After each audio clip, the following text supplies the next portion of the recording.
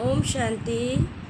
18/7/23 के महावाक्यों में प्यारे बाप दादा ने कहा, मीठे बच्चे, तुम इस रूहानी यूनिवर्सिटी में आए हो बुद्धू से बुद्धिवान बनने। बुद्धिवान अर्थात पवित्र बनने की पढ़ाई तुम अभी पढ़ते हो। फिर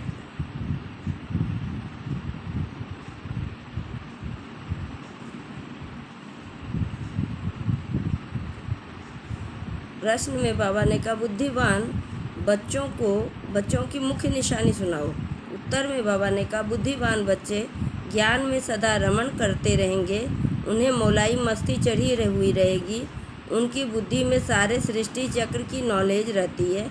नशा रहता है कि हमारा बाबा हमारे परम धाम से आया हुआ है, हम उनके साथ परम धाम में रहते थे। हमारा बाबा ज्ञान का सागर है, हम अभी मास्टर ज्ञान सागर बने हैं। हमें वह मुक्ति जीवन मुक्ति का वर्षा देने आए हैं। फिर गीत में बाबा ने कहा, कौन आया मेरे मन के द्वारे सवेरे सवेरे। ओम शांति।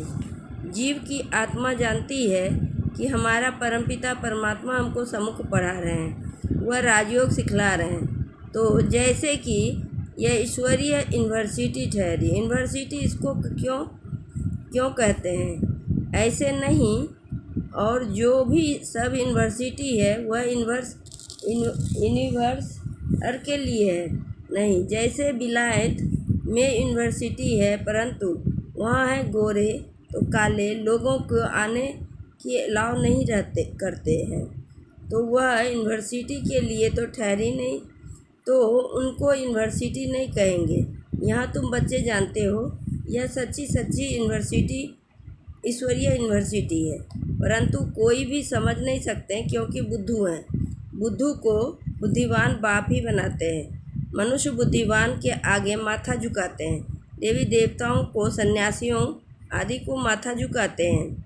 सन्यासी पवित्र हैं तो जरूर बुद्धिवान ठहरे, पवित्रता को अच्छा मानते हैं। यह विकार ही मनुष्यों को हैरान करते हैं, इसलिए पवित्र रहने वाले सन्यासियों को गृहस्थी लोग बुद्धिवान समझते हैं और उनके चरणों में झुकते हैं। बस सन्यासी लिबास देखा और झट माथा झुकाएंगे।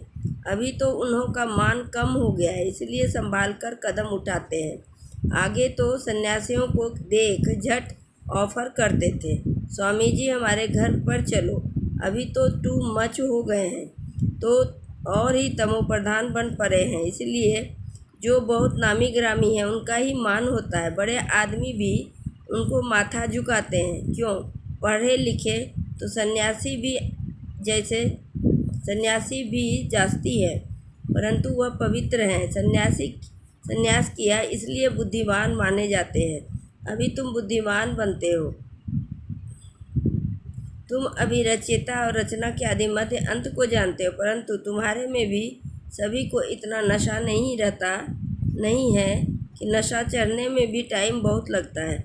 पूरा नशा तो अंत में ही रहता है। अभी जितना तुम पुरुषार्थ करते हो उतना नशा चढ़ता जाता है। निरंतर यह याद रहना चाहिए, हम आत्माओं का बाप परमात्मा आया हुआ है, हमको पढ़ा रहे हैं विश्व का मालिक बनाने।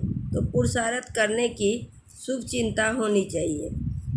कभी सभी को वह चिंता नहीं रहती। यहाँ सुनते समय नशा चढ़ा, यहाँ से बाहर निकला और खेल खलास नंबरवार है ना। हम आत्माओं का बाप आया है, हम उनके पास परम धाम में रहते थे। ऐसे और कोई नहीं समझते। साधु सन्यासी आदि पवित्र है, तुम्हारे में भी नंबरवार है। सभी को यह निश्चय नहीं बैठा है कि हमारा परमपिता परमात्मा ज्ञान का सागर है, जीव आत्मा दाता है, जीवन मुक्ति दाता है, जो हमको स्वर्ग का मालिक बनाते हैं। यहाँ से पाँव बाहर निकला और वह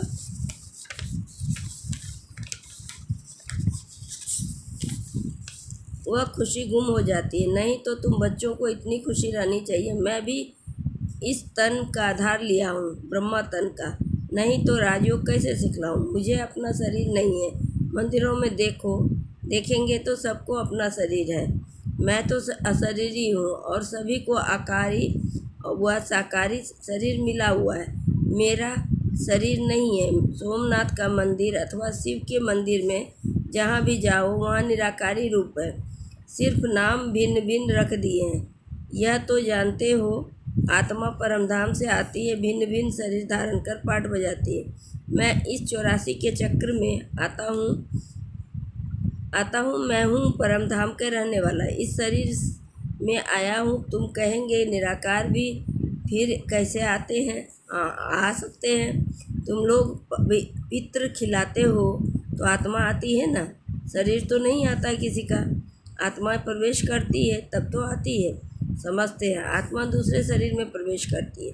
कोई तो भूत की आत्मा बहुत चंचल होती है, पत्थर आदि मारती है। आत्मा शरीर में आती है तब कुछ कर सकती है, उसे घोष्ट कहते हैं। अशुद्ध आत्माएं भी प्रवेश करती है। तुम बच्चों को अनुभव है कि कैसे अशुद्ध आत्माएं भटकती है। जब तक उनको अपना शरीर नहीं मिले शुद्ध आत्माएं भी आती है। यह भी ड्रामा में नूद है, जो कुछ पास हुआ ड्रामा का खेल। बाप समझाते हैं मैं आकर साधारण बूढ़े तन में प्रवेश करता हूँ, यानी ब्रह्मा के तन में। जरूर अनुभवी का शरीर चाहिए ना। ब्रह्मा का नाम मैसूर है, ब्रह्मा की राय भी मैसूर है। ब्रह्मा को फिर कहाँ से राय मिली? ब्रह्मा है शिव बाबा का बच्चा तो उनकी है श्रीमत, तो जरूर मुख्य श्रीमत ब्रह्मा की होनी चाहिए, जिसमें बाप प्रवेश करते हैं। भारतवासी इन बातों को जानते हैं, वह तो समझते हैं सब एक ही है। श्री कृष्ण शिव आदि सब एक ही है। श्री कृष्ण को महात्मा योगेश्वर कहते हैं, परंतु क्यों कहते हैं यह तो समझते नहीं है। श्री कृष्ण की आत्मा भी ईश्वर द्वारा योग सीखकर योगेश्वर बन रही है।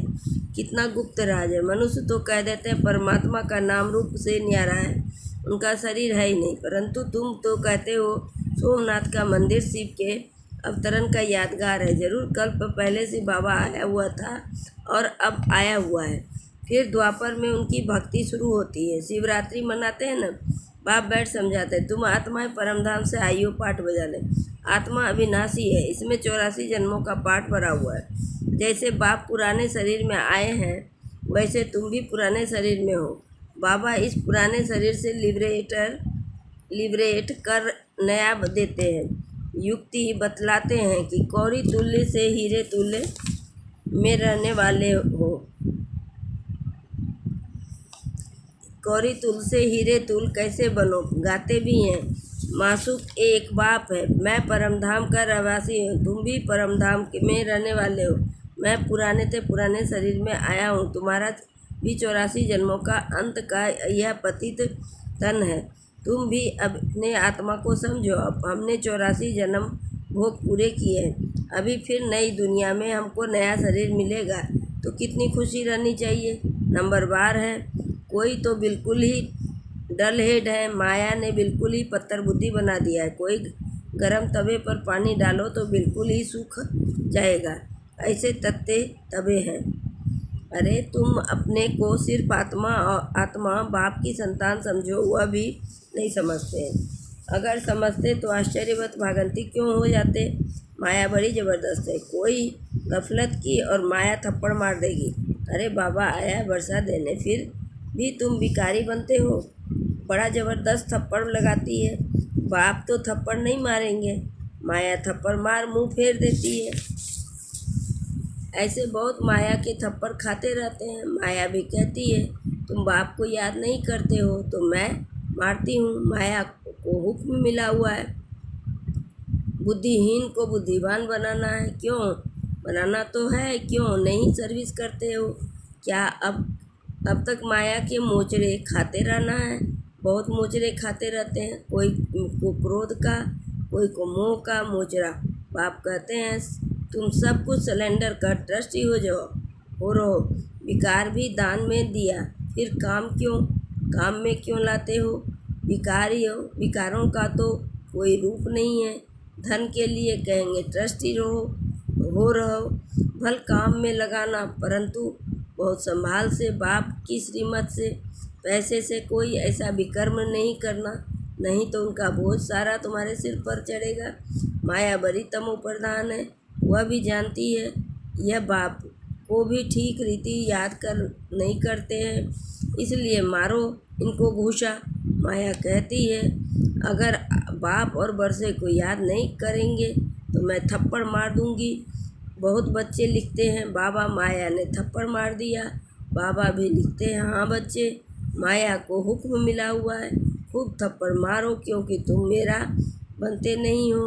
तुमको सदा सुखी बनाने आया हूँ, तो मैं तुम बच्चे याद नहीं करते हो। मैं भी बड़ा सहज, परंतु टाइम लगता है, नहीं तो बाप और बरसे को याद कर खुशी का पारा चढ़ जाना चाहिए। आखिर में याद करते करते हिचकी आए, बस हम बाबा के पास चला जाता हूँ, फिर आ जाऊँगा स्वर्ग में एकदम, जैसे मौलाई बन चले जाएंगे। अच्छा, यह तो कोई नहीं जानते, आत्मा आशिक है परमपिता परमात्मा की, सच्चे आशिक तुम हो। आधा कल्प तुम आशिक बन मासूक को खूब याद करते हो, परंतु जानते नहीं हैं कि आत्मा परमात्मा आशिक होती है। वह तो कह देते हैं आत्मा सो परमात्मा, परमात्मा सो आत्मा। यहाँ तो बहुत फर्क है। तुम जानते हो परमात्मा है मासूक, वह है पवित्र।